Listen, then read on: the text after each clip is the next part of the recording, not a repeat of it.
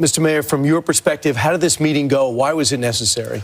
Good. I think that, and Tom can speak for himself, I think he had a real level of frustration, and he was trying to figure out, hey, what's going on, Eric? What is happening? And we were able to get in the room and really articulate what are my powers, what are my authorities, and what are some of the things that we need to legislatively address that is preventing us from doing what we want to do, and that is getting dangerous people off our streets. Right, and Tom Homan, as you know, Mayor, a couple days ago said he was angry at you in New York City because sounds like last time you guys got together over at Gracie Mansion, you probably said some stuff, maybe we'd like to do this and that. And I think Mr. Homan, and Tom, you could start with this. You were frustrated that he wasn't doing enough. He wasn't keeping up his end of the deal. Well, look, you know, I've been on the network for 4 years, and I've called the mayor out many times for not stepping up when it comes to public safety threats. But I tell you, when I sat down with him, I saw the cop in him. And he really does want to do the right thing because he is a cop. He's a lifelong cop. And so he wants to help take public safety threats off the streets in New York, make New York safer. He also wants to help find these missing children. We got 300,000 missing children. That many of them are here in this city. We know that. We got to find them. And he's, you know, we'll be working with his intelligence division, his officers, to save these children because many of these children are in forced sex trafficking. Many are in forced labor. We need to save them. And I think everybody can agree to that. I don't care what side of the political spectrum you're on. Yeah, and you know, people want to hijack this narrative and turn it into a political narrative where we're saying we need to have public safety. I requested the meeting. I reached out to his team and said, we want to sit down. This has been an issue I was talking about before the election. Spring of 2022. You look at these quotes over and over again, we need to go after these dangerous people in our street. And now I have someone that understands that narrative, and we are fighting together to get it done. I know Tom has been on our network so many times saying he felt like ICE's hands were tied under the last administration. You've agreed to sign an executive order to open up an ICE office at Rikers Island so that these dangerous criminals that are here illegally can be deported. Tell the folks at home, because they'll hear this, they'll say, oh, they're going to come after me next. You said these are the worst of the worst. So who is at Rikers Island that will be deported? What have they done? And you bring in 2 points where the far left has hijacked this narrative. Oh, ICE is running in our schools, ICE is running in our churches, and they are creating this frenzy. They're not in the business of just grabbing children. And we need to, you know, just stop all this noise. Rikers Island, particularly after all the reforms, Rikers Island is now having some of the most dangerous people in our city. And by having ICE on Rikers Island, part of our gang intelligence, using our intel with NYPD, correction officers, we could identify those gangs inside and outside on the street. There was no reason they were removed from Rikers Island. And as I sat down with Tom earlier, I said that we're going to look at all the legalese. I'm able to do an executive order to put them back on Rikers Island, what they should be with part of our criminal justice apparatus. You have a left-wing legislature. Everybody knows it. And for some reason, nobody votes in New York, so the same left-wingers get in every time. But if you had your druthers, would New York City be a sanctuary city? What we will always be. This has always been a city of immigrants. So you think it should be? No. Let me explain, because this is what's getting conflated all the time. Where the sanctuary city is stated that if you're in this city and you're paying taxes, you should have access to the services. What I asked the city council to do, change the bill that was already in place and modify it, that if you are committing a crime, that we should be able to collaborate with ICE, even on civil enforcement, if you have committed a crime. That part of the bill is wrong. But everyday people who are here until they're moving to be documented, if they are going to school, working, paying taxes, then they should be able to provide police services, hospital services, children should go to school. That is what we're saying. You don't agree with that, Tom? I don't agree. I think sanctuaries are sanctuary criminals. But we walked out of the meeting yesterday, and getting back on Rikers Island is a game changer. We can get, not only we get the bad guys where they hit the street, the intelligence of how the TDA operates, where they're operating, all this intelligence they gather at Rikers Island, we'll have access to. But no, I'm strictly against sanctuary city status just because I think sanctuaries are for criminals. Right. And they're a magnet. But the beauty here is that we're allowed to disagree. Right. But we do agree on the fundamental that no matter who you are, it should be saved. So that's what people are missing. My life is sitting down with people I don't agree with 100% of the time. I don't agree with myself 100% of the time.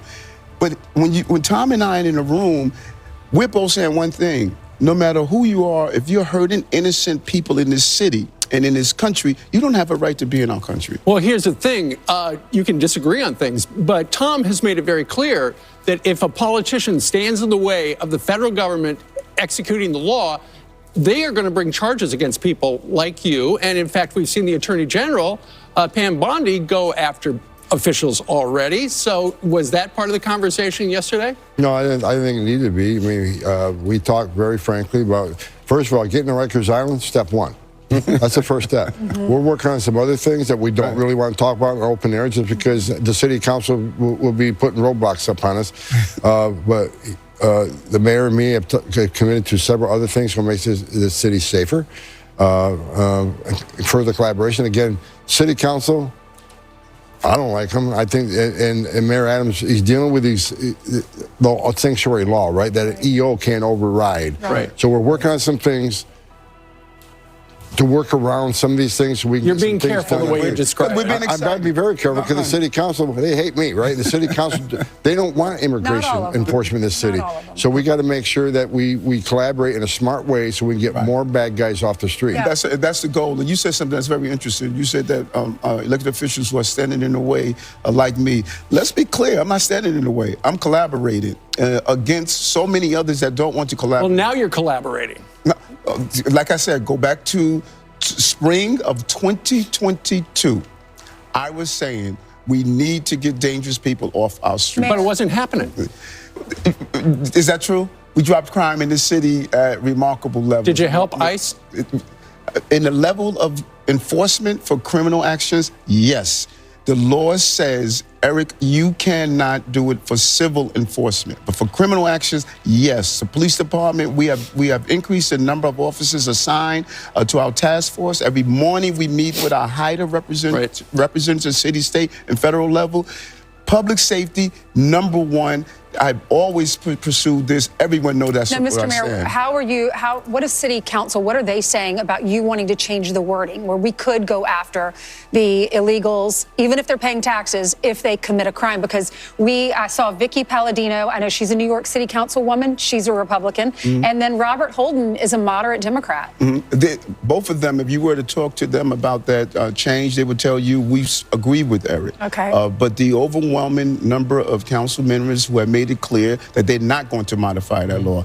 I don't have. Why? What is their reason? Why would they protect the criminal? Well, I think that you look at many of the policies that I put in place. Put in my anti-gun union, 20,000 guns removed off the street, put in 1,000 cops back in the subway system to bring down crime. All of these initiatives that I do around public safety, it's a constant fight with them because I think many people are articulating their personal reasons and not the feeling that the city has. 78% of New Yorkers stand with me, stand with what Tom is doing about getting these dangerous individuals. But the problem is we don't know whether they're dangerous till they kill. Like that guy that put this woman on fire because she fell asleep in the subway. He didn't have a criminal, he didn't have a record, but after he lit up the woman on fire, now he's a problem. He didn't belong here. Same thing with Laken Riley's killer, who was housed here, went to Georgia and killed. So even though you say, well, we want to be open to people, we don't know these guys are criminals until they act, and then it's too late. Then they become a problem. Well, but if they never got here, they wouldn't be a problem. And that's what's good about what we're doing right now, what Tom, the border czar, has done. I've said it over and over again. We need to control our borders and not allow people to come into the country, gang members coming into the country, people who are here to commit crime. I think what we've witnessed the border czar has done, we have seen a substantial decrease in that flow. Tom, you know the NYPD. How frustrated are they that they can't fully have your back, be able to tell them exactly where these guys are, be able to go into these raids with you? Oh, they're frustrated. I mean, the NYPD wants to protect their streets too, and they want to enforce the law, and they want to collaborate with us. I mean, I don't think I met a single uniform in the 4 years I've been coming to the studio that sit out front. I shake everyone their hands. We had dinner with officers last night, not only from NYPD. We had dinner with officers from Newark and from Philadelphia. we had a whole table full of officers that want to do the right thing. They want to collaborate with ICE. But I think yesterday's meeting, I came to New York City, I wasn't going to leave up nothing. Right. I did the last time, and I told them I'm not leaving until I got something. And we're back into Rikers, that's huge. But we got other things we're working on. So I'm hoping, and now I got him on the couch in front of millions of people. He can't back waving us now, right? So I think you're going to see things move in the right direction. I really, truly believe that. And we don't want to give the false impression that there's no collaboration around criminal justice. We collaborated with ICE to take down a very dangerous gang member who was trying to put grenades in our city, caught with a gun. So there's real collaboration with HIDA, our criminal justice apparatus on the city, state, and federal level. We want ICE to come and be a part of that meeting as well. Governor Hochul said last night with Rachel Maddow that she would consider removing you. How would you feel about that? She has her role, I have my role. And throughout this entire ordeal, which I think no American should have to go through, the torment of 15 months that my family and I had to endure for something I didn't do. I didn't do anything wrong. Throughout the entire ordeal, I said one thing. My attorney will handle the legal part. I'm going to handle running the city. We return jobs to our city. Our city is getting safer. We're building housing. I think that this is a great American narrative where I stood focused on what I was elected to do. I want you to address the Governor Hochul is an embarrassment position she holds. She stands on media after someone's burned alive on a subway. She stands in front of TV cameras and says, I think criminal aliens should be removed too. But she's got the green light law. The men and women of ICE and Border Patrol, when they pull a vehicle over, law enforcement, you're in law enforcement your whole career. What's the first thing you would do? You run the license plate number. Are these wanted? Is there a warrant for these people? Who are they? Are they dangerous? Is that car stolen? All these things, right? Do you know ICE and CBP can't run DMV data on New York State license plate? So they're pulling over people not even know who the hell they are. Is that the green light law? The green light law. So she, on one point, she's saying, well, I think criminals should be removed too, but then she locks us out of DMV data. That'd be like us locking officers out of the NCIC, the Fed zone. Would we do that? No, because officer safety is paramount. She's putting the men and women at ICE at risk every day. The job's already dangerous. So Governor Hochul, she needs to be removed. Everybody needs to be removed. Needs to be her. She supports sanctuary policies. I don't know anyone who thinks she's doing a good job. She's an embarrassment. It's hard for me to be impartial on that. Mr. Mayor, thank you. The migrant shelter, it's this called a mega migrant shelter that's going to be built in the Bronx. We interviewed a representative from the Bronx, and he said he talks to everyone on the street. Not one person wants that facility built. What's the status on that? Is there any way we can... That's a great, you know what's interesting? If I go to anywhere in the city, when I had 220,000 migrants here, anywhere in the city, and ask who would like a shelter there, not one elected would raise a hand. And then you ask them the next question, how many of you went to Washington, D.C. under the previous administration and said you need to stop this? I took 10 trips there. So you cannot represent your concern merely from the sterilized environment of your office space. They should have been with us saying we need to stop this flow, and they weren't. And so the shelters have to go somewhere. Well, how long is the federal government going to be paying for the Roosevelt Hotel or any of these other sanctuary hotels? We're continuing to close them down because of the job that we did. 180,000 out of our system. We closed down Floyd Bentonville. So one at a time, you're closing them down? No, more than one at a time. We have to close down as the population decrease. We put in place a 30 and 60-day plan. No one can stay longer than that. Because your president that you were working for and worked for his re-election let that happen and didn't take your phone calls when you asked for help. 100%. He I agree. iced you out. So you're going to have a decision.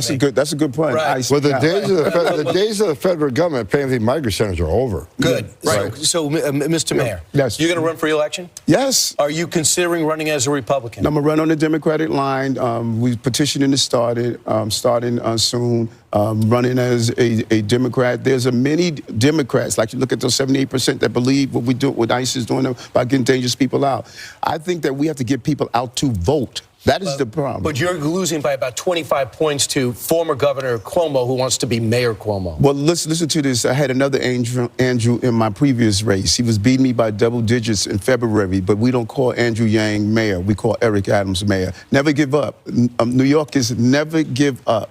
People had me gone months ago, but you know what? I'm sitting on your couch talking to You Fox are and sitting Friends. today talking about the new alliance between ICE and Adams. So thank you very much for coming you and so Thank telling you. us the news. Make it a Alliance regular- was never severe. And if he doesn't come through, Make it. You're up early anyway. if he doesn't come through, I'll be back in New York City, Right. and we won't be sitting on the couch. I'll be in his office, up his butt, saying, "Where the hell is the agreement we came to?" So, And I want ICE to believe we'll deliver. move And I forward. want ICE to deliver. We're going to deliver for the safety of the people of this city. Right. Let's focus on every American and New Yorker should have the right to have an opportunity and survive in this city. We're going to safely. hold you to that. American first. Thank Thank you, you Tom. You're so doing a much. fantastic job. Thank you. you, Mr. Thank you, Mayor. guys. All right. Thank Glad you you. did So it. much. It's so nice to have this collaboration. Two Yes. different sides of the aisle, but working Right. Chicago, together. you're We next. Well don't said. agree on everything, but we agree on That's public okay. safety. That's right. okay. That's Mr. right. Mayor, Thank Mr. you. Bordazar, thank you very much. Thank you so much. Thank you.